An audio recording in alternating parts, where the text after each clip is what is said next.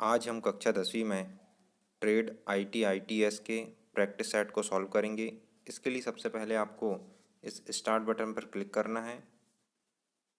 इसके बाद यहाँ पर आपको अपना नाम लिखना है। नाम लिखने के बाद आपको स्टार्ट क्यूज करना है।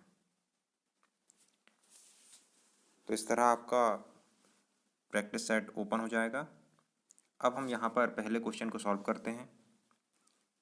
प्रश्न पहला है, निम्न में से कौन आपके पेज डॉक्यूमेंट की स्टेटस पृष्ठों की संख्या बताता है। देखिए, जो आपके पेज हैं, पेज की संख्या आपको कहाँ प्रदर्शित होती है, तो ये प्रदर्शित होती है आपको स्टेटस बार में।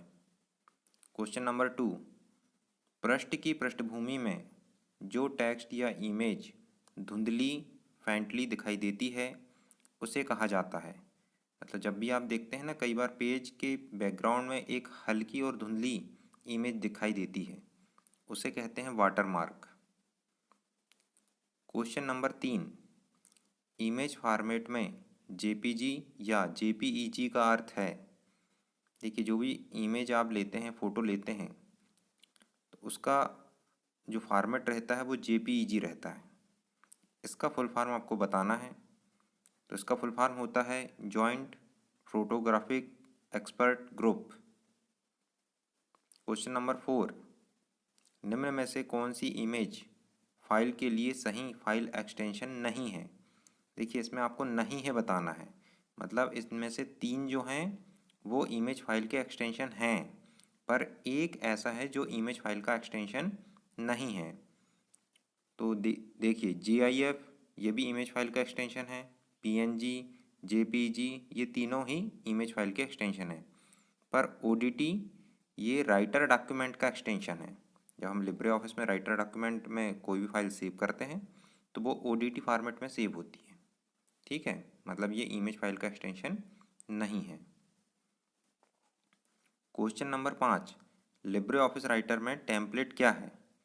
तो टेम्पलेट जो होता है वो एक प्रकार का डॉक्यूमेंट ही होता है, जो आपको बने बनाए मिल जाते हैं टेम्पलेट। जैसे मान चलिए रिज्यूम का एक फॉर्मेट बना हुआ आपको मिल जाएगा टेम्पलेट के रूप में। उसमें आपको सिर्फ कुछ एडिटिंग करके आप अपना टेम्पलेट में रिज्यूम बना सकते हैं।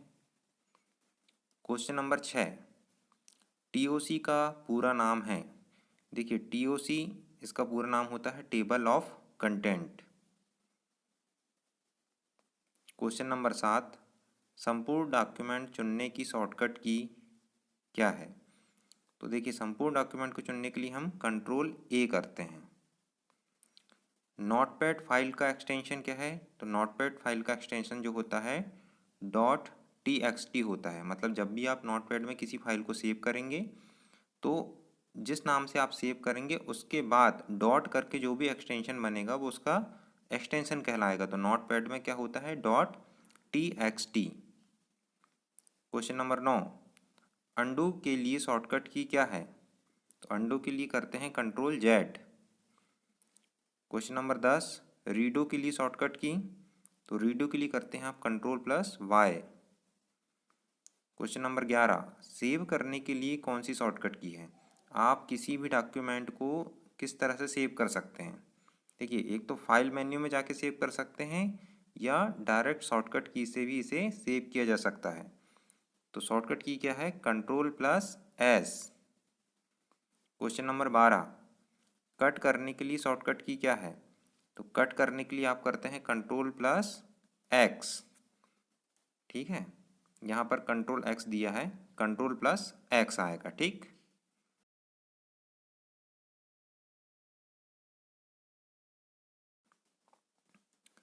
एक बार TOC बन जाने के बाद इसे संपादित नहीं किया जा सकता। 13वां प्रश्न क्या कह रहा है कि एक बार मतलब TOC मतलब टेबल ऑफ कंटेंट जब आप बनाते हैं तो क्या आप उसे एडिट नहीं कर सकते, अपडेट नहीं कर सकते। कर सकते हैं। मतलब ये वाक्य कैसा है, ये वाक्य है गलत, क्योंकि आप संपादित कर सकते हैं। तो इसका आंसर आएगा असत्य। एक टेम्पलेट में ग्राफिक्स नहीं हो सकते। देखिए, एक टेम्पलेट में ग्राफिक्स नहीं हो सकते, ये पॉइंट बोल रहा है, तो आपको बताना है कि ये पॉइंट सही है या गलत। तो जबकि हो सकते हैं, पर यहाँ बोल रहा है कि टेम्पलेट में ग्राफिक्स नहीं हो सकते, तो ये हो जाएगा असत्य। क्वेश्चन नंबर 15, कंसोलिडेट फंक्शन का उपयोग दो या अधिक सीट से जानकारी को एक ही सीट में संयोजित करने के लिए किया जाता है।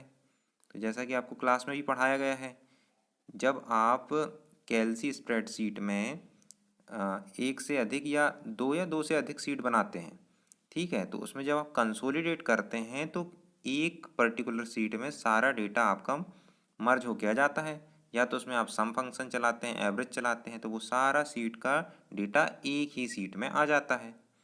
तो इसमें बताना है कि ये सही है या गलत। मतलब कंसोलिडेट फंक्शन का उपयोग दो या दो से अधिक सीट से जानकारी को एक ही सीट में संयोजित करने के लिए किया जाता है, तो ये वाक्य सही है।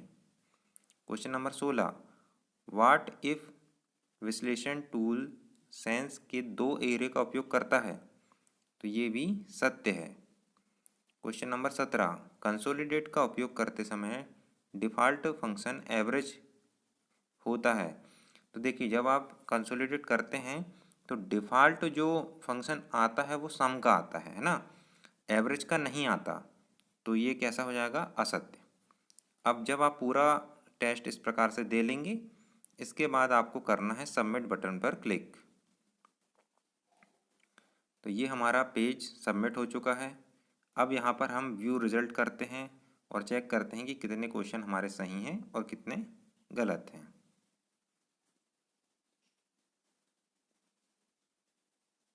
तो देखिए 17 क्वेश्चन थे टोटल, 17 में से 17 ही हमारे सही हैं, ठीक है।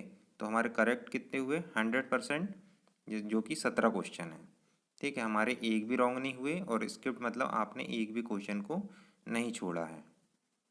यहाँ पे हम चेक कर लेते हैं एक बार, निम्न में से कौन आपके पेज के लिए डॉक्यूमेंट स्टेटस प्रश्नों की संख्या बताता है, तो स्टेटस बार। क्वेश्चन नंबर 2, पृष्ठ की पृष्ठभूमि में जो टेक्स्ट या इमेज धुंधली फेंटली दिखाई देती है उसे क्या कहते हैं, वाटरमार्क। इमेज फॉर्मेट जेपीजी या जेपीईजी का अर्थ क्या है, joint photographic expert group. Question number 4, निम्न में से कौन सी इमेज फाइल के लिए सही फाइल एक्सटेंशन है, नहीं है। तो नहीं है में क्या आएगा, ओडीटी। लिब्रे ऑफिस राइटर में टेम्पलेट क्या है, एक प्रकार का डॉक्यूमेंट।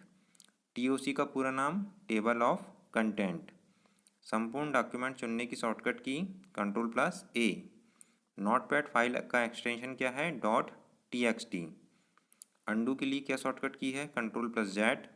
रीडो के लिए Ctrl+Y। सेव करने के लिए Ctrl+S। कट करने के लिए Ctrl+X। अब सत्य असत्य बताना है कि एक बार टीओसी बन जाने के बाद इसे संपादित नहीं किया जा सकता, तो ये कथन असत्य है। एक टेम्पलेट में ग्राफिक्स नहीं हो सकते, तो ये कथन भी असत्य है। कंसोलिडेट फंक्शन का उपयोग दो या दो से अधिक सीट से जानकारी को एक ही सीट में संयोजित करने के लिए किया जाता है, तो यह कथन सत्य है। व्हाट इफ विश्लेषण टूल सेंस के दो एरे का उपयोग करता है, तो ये भी सत्य है। और लास्ट है, कंसोलिडेट का उपयोग करते समय डिफ़ॉल्ट फंक्शन एवरेज है, तो ये भी असत्य है, क्योंकि डिफ़ॉल्ट क्या आता है, सम आता है, ठीक है। तो इस तरीके से आप इस प्रैक्टिस सेट को लगाइए, 2-3 बार प्रैक्टिस करिए, तो ये आपको याद हो जाएंगे।